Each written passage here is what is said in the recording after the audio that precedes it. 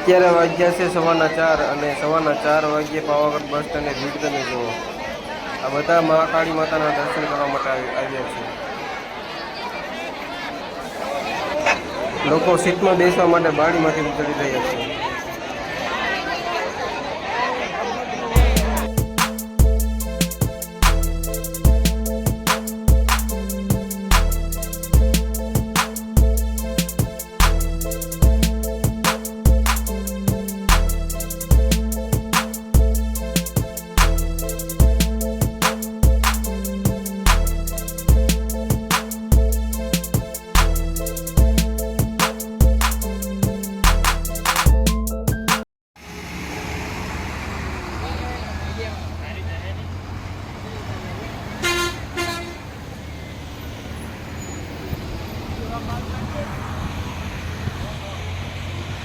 Hello guys, good morning and welcome back to my new vlog.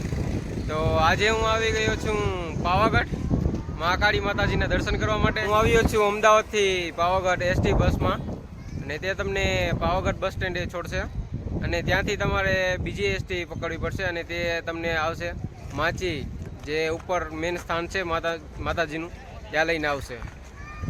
પાછળ તમે જોઈ રહ્યા છો એસટી, જેમાં બેસીને હમણાં આવ્યો જ છું. તો ચાલો માતાજીના દર્શન કરવા માટે નીકળીએ. ઉપર તમે જોઈ રહ્યા છો અંધી કેટલી છે. ખૂબ મજા આવશે ઉપર દર્શન કરવાની માતાજીના.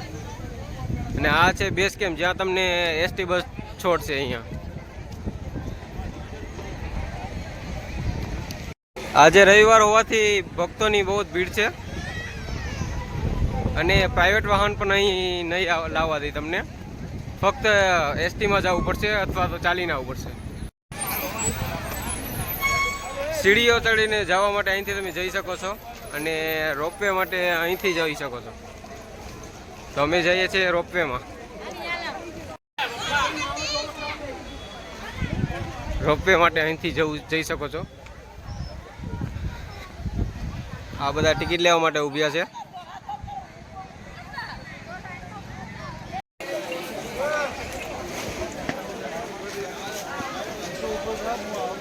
ઉડન ખટોલા માટે અહીંથી અને દાદરા માટે અહીંથી.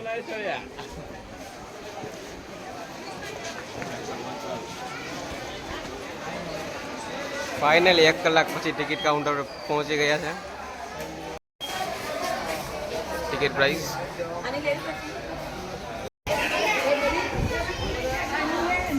સંગમભાઈ કેટલી છે ટિકિટની પ્રાઇસ? 300 રૂપિયા થાય છે ભાઈ.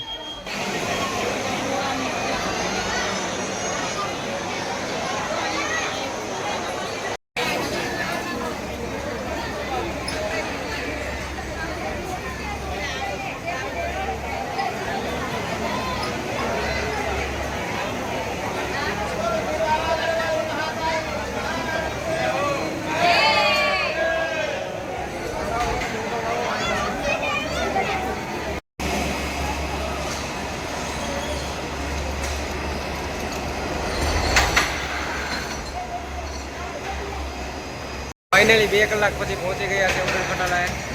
જઈએ ઉડન ખટોલામાં.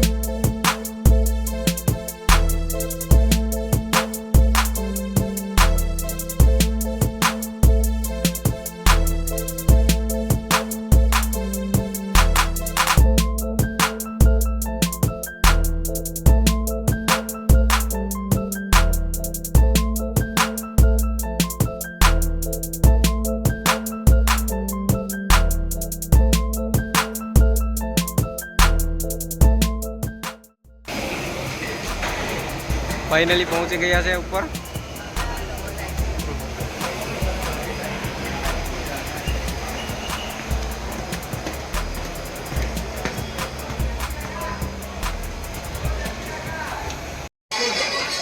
ગાર્ડન ખટાલાનો અહીંથી એક્ઝિટ ગેટ છે, બહાર જશું.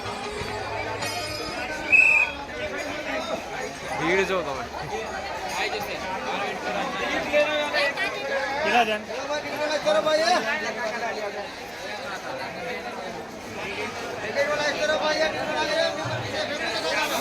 પાવાગઢમાં કુલ 1800 દાદરા છે, જેમાંથી તમે ડોલીમાં ચડીને આવશો તો 1500 દાદરા થઈ જશે અને બાકીના 300 દાદરા બાકી રહેશે, જે તમારે ચડીને માતાજીના મંદિર સુધી જવાનું રહેશે. અહીંયા તમને ખચ્ચર પણ જોવા મળશે.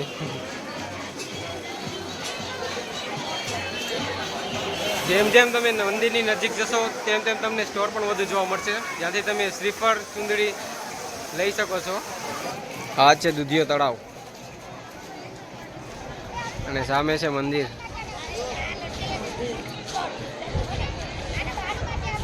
અહીં એવું માનવામાં આવે છે કે માતા સતીના શરીરના 51 અલગ અલગ ભાગ થયા હતા, જેમાંથી માતા સતીની ડાબા પગની આંગળીઓ અહીંયા પડી હતી.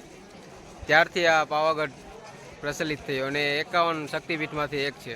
પાવાગઢ એ વિશ્વામિત્ર નદીનું ઉદ્ગમ સ્થાન પણ માનવામાં આવે છે, કે જ્યાંથી વિશ્વામિત્ર નદી વહે છે. અહીં માતાજીની ધજા લેવડાવવામાં આવે છે અને સામે છે મંદિર. ચાલો ત્યાં જઈએ.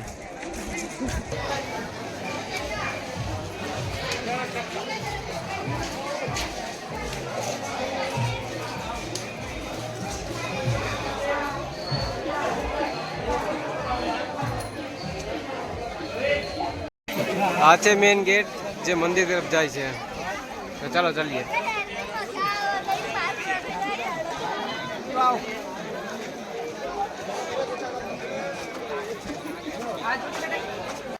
ઉપરથી કંઈક આવો નજારો છે.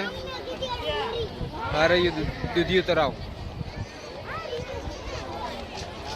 ને આ મેઇન ગેટ મંદિર માટે.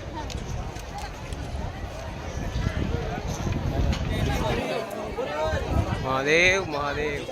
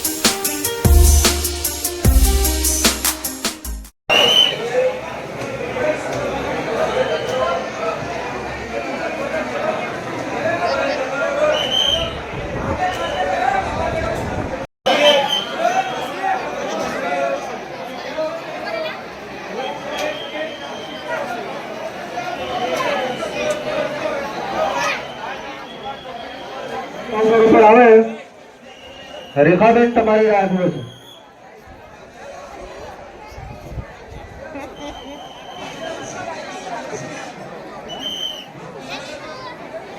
જ્યારે આ મંદિરનું 15મી સદીમાં શિખર તોડવામાં આવ્યું હતું, ત્યારથી આ મંદિર પર ધજા નહોતી લહેરાવવામાં આવી અને આ મંદિરનો પૂર્ણ જીર્ણોદ્ધાર કરવામાં આવ્યો અને આપણા વડાપ્રધાન નરેન્દ્ર મોદીએ આ મંદિર પર ધજા લહેરાઈ.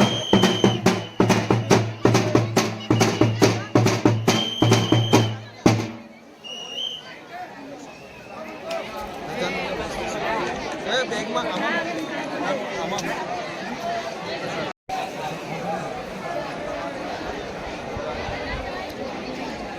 ધજા ચડાવવામાં આવે છે.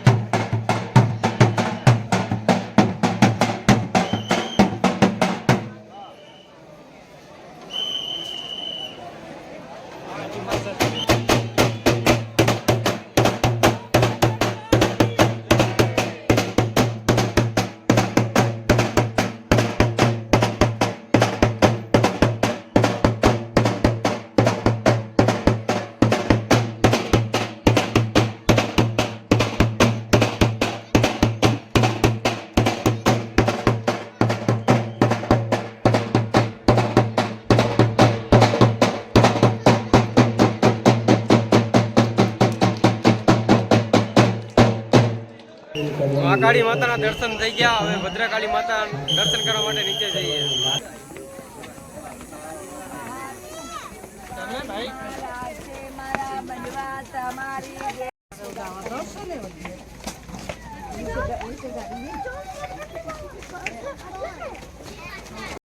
ભદ્રકાળી મંદિર માટે તમે પગથિયા નીચે ઉતરીને અહીંથી જવાનો રસ્તો છે.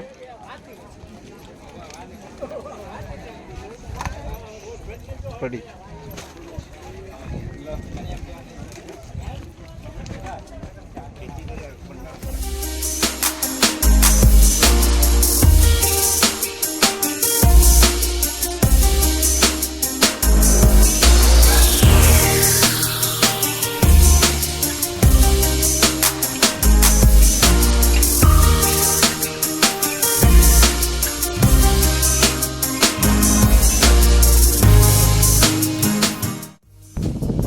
અનાજની કોઠી.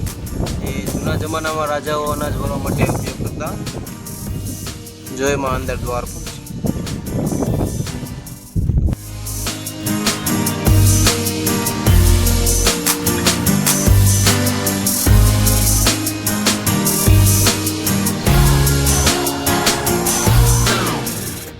અત્યારે અમે પહોંચી ચૂક્યા છે ભદ્રકાળી માતા મંદિર. તમને દર્શન કરાવું.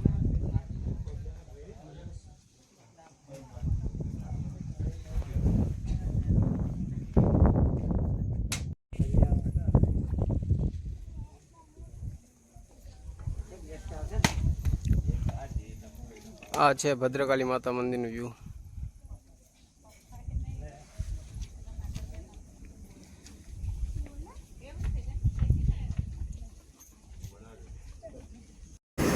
અત્યારે અમે જઈ રહ્યા છે ભદ્રકાળી માતાના મંદિરથી નીચેની તરફ, અને આ છે અહીંનો નજારો.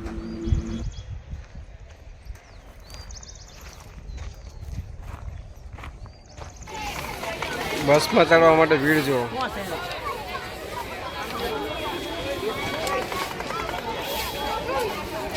અહીં સુધી બ્લોગ જોઈ લીધો હોય તો બ્લોગને લાઈક, શેર અને સબસ્ક્રાઈબ કરવાનું ભૂલતા નહીં. મળીએ બીજા બ્લોગમાં. ત્યાં સુધી જય માતાજી, જય હિન્દ, જય ભારત.